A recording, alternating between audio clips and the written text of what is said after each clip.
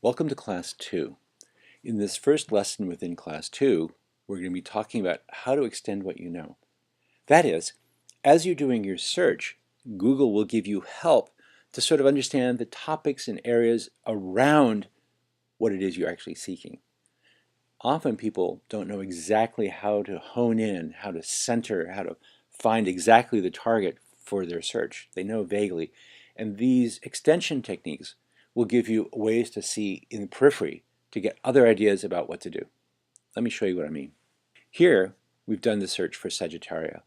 Now that word came up in something I was reading, just reading a book, and I thought, what is this? It sounds like Sagittarius, but it probably doesn't mean the zodiacal constellation in the sky. So what could this mean? I did the search, and you can see it's not exactly what I thought. Arrowheads appear, but as you can see on that panel on the right, what we call a knowledge panel, you see it's probably a bunch of different kinds of plants that are called arrowheads. So what's going on? We can start to understand the periphery of this piece of knowledge by doing a search and looking at things like the knowledge panel or scanning the whole search results. So here you see an organic result, a set of images, a second organic result, and there might be news, there could be, say, books on this topic, there could be videos.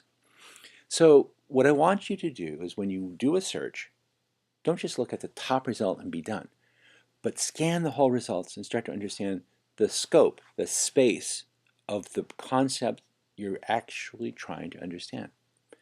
So another way to do that is to look at, as you type, suggestions that Google makes.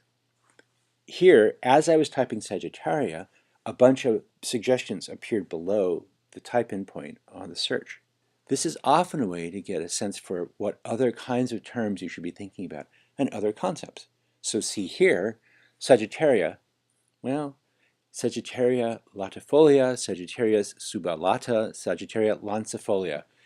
This is telling me there's probably a bunch of different varieties of the plant called Sagittaria, or the common arrowhead. Another technique to use is to monitor partial results. So when you're searching for the concept, you can hit enter at any point. It's cheap, right? Do your partial search, hit enter, and see what shows up.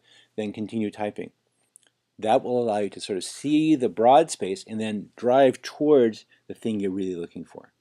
In this case, I'm trying to find a book, something about oranges, but how do I get there? So in this case, I just typed the word orange, hit enter, and found a city in California. That's great, but that's not what I'm looking for. So what I could do is add the word, in this case, extend the word to be oranges. That doesn't help.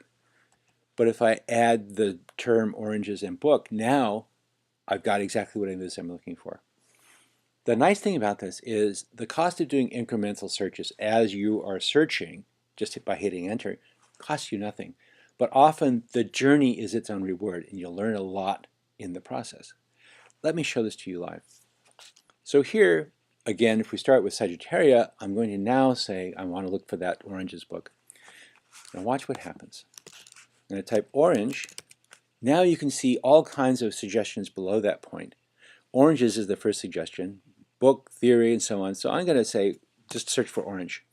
And now we can see orange the fruit, orange the city, or orange the company. Now I'm going to modify this to say oranges, and again we get a different set of suggestions.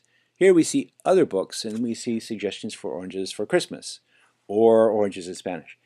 These are collected from the kind of group wisdom of people searching on Google.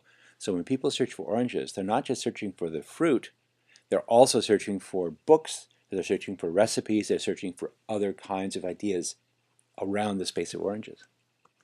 So when I do that search, now I get, again on the right-hand side, another knowledge panel summarizing what we know about oranges.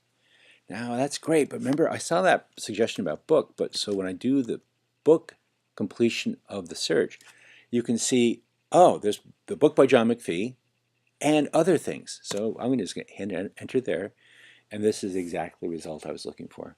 So now I know the first couple of results here say that this book is for sale, there's reviews, there are covers, and so on.